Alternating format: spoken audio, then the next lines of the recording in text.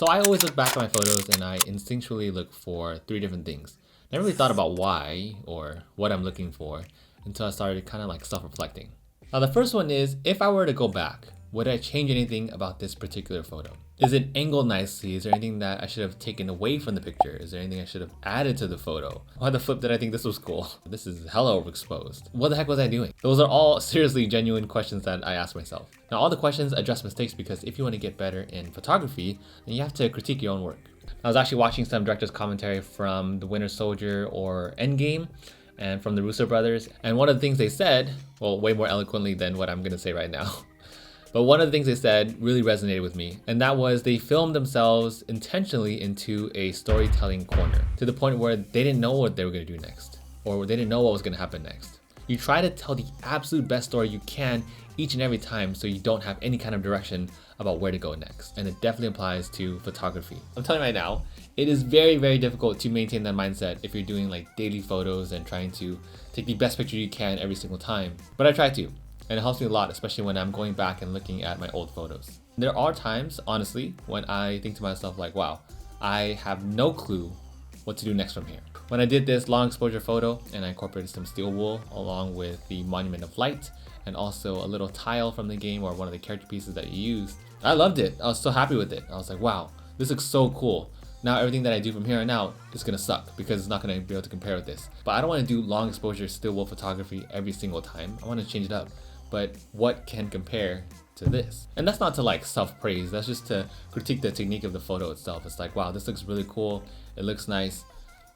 How can I up that next time? So as happy as I was with that picture and as excited as I was to upload it to Instagram, a part of me kind of thought like, well, if I upload it to Instagram, from here on out, I have to maintain that kind of quality because now it's not gonna keep up.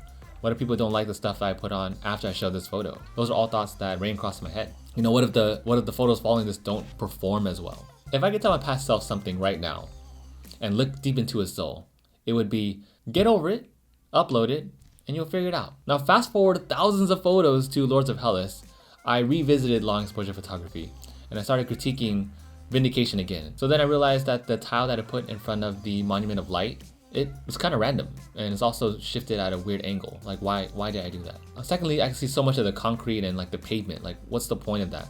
Thirdly, the steel wool, it looked cool, but if you break it down, it's just like, well, I kind of just weighed random circles. How's that have anything to do with the Monument of Light? Now, don't get me wrong, it's still one of my favorite pictures I've taken, but still, you have to be able to critique your own photos and figure out, okay, well, how can I make this better? So I took all those thoughts and all those factors I analyzed and critiqued, and then I took this one. So this one I ended up liking way more than Vindication because now everything makes way more sense, right? You have chains, you have the steel wool sparks draping down the chains.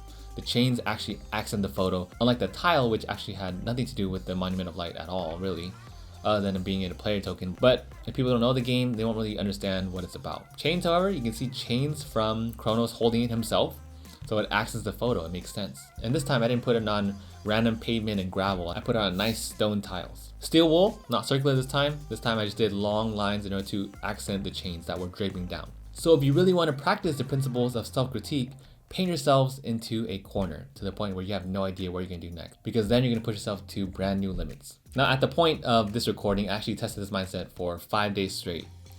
And it was a grueling 5 days thinking about what I can do to make it 10 times better the next day. I'm going to try to do it for a whole week, but at least at the time that I'm recording right now, 5 days has passed, and here are all the photos from those 5 days.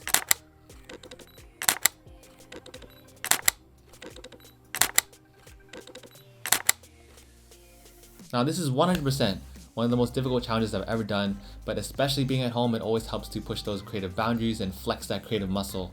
So that's why I felt like it was a really good time to practice this. Now, which of those photos was your favorite? It's not too bad, right? Going from day to day. So overall, to quickly summarize, when you are critiquing your past photos, ask yourself, what would you do differently? What can you add to the photo? What would you subtract from it? How would you angle things differently? How would you compose things differently? These are all very good questions for you to ask yourself. You know, what part of the picture doesn't actually serve a purpose? Do different objects accent the photo or do they take away from the subject? Now, secondly, aside from questioning your work, the second thing I would look for are patterns. We all have some kind of tendency, no matter how often we try to distinguish our photos, whether it's a go-to pose or a specific color that you're always using or a specific composition that you're using overall. We always have some kind of tendency. You know, maybe we're composing the subject the same way in every fourth photo. If we're composing one subject the same way in every fourth photo, take that composition away and try something different. Or maybe our photos are way too cluttered and they're taking away from the subject of the photo. Then take things away from that. Maybe there's too much negative space in our photos, so now let's add some more things to fill that in. Now, if you are happy with your pattern and you don't want to take away anything or you don't want to add anything, there is a third option, and that is to manipulate your pattern if you can. Now here is an example. I realized the other day when I was looking back at my pictures that I tend to incorporate water a lot in a lot of my pictures. You know, I realized that one of my patterns is to incorporate water into my photography somehow.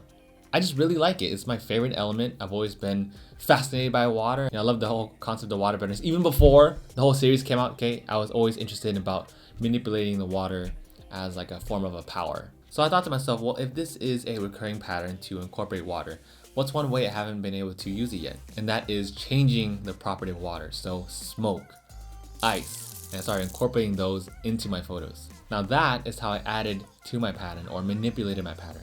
So once you start recognizing your patterns, and if it's something that you like, figure out how you can use it in a different way. And if you don't like your pattern, then figure out how you can add or take away from it. That is tip number 2. And my final tip for how to critique your photos critically is to look for something that you've never done before.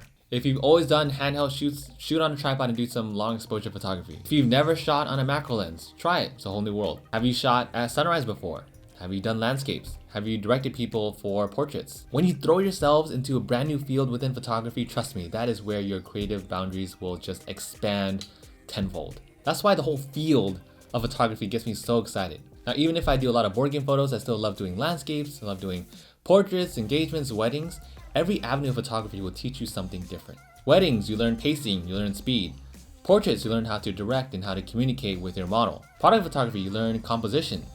Landscapes, you learn how to properly expose, how to adjust for variable lighting conditions and conditions that are constantly changing. Now to summarize, 3 things you can do while you're looking back at all your past pictures in order to make your future photos that much better. Number 1, ask yourself, what would you change about a past picture? Choose your best photo and see if there's anything that you would do differently now that you've learned everything that you know now. If you were given that same chance to take that photo again, would you do anything differently? Number 2, look for patterns. We all have some kind of tendency. Is that pattern that you have something that you like? Is it something that you don't like? If you don't like it, well, how can you add to it or how can you take away from it? If you do like it, well, how can you manipulate it? How can you push the boundaries of it? Like for me, for water, I made it into ice, I used steam. And lastly, number 3, venture into a new avenue of photography that you've never tried before, because it's going to teach you a whole new perspective. Now, this is the epitome of creativity because trying new things will 100% spark brand new ideas and reinvigorate the old. So those are 3 things to keep in mind when you are critiquing your pictures in order to crank up your photography and make even better photos from here on out. I hope you found all that helpful and insightful. See you all in the next video.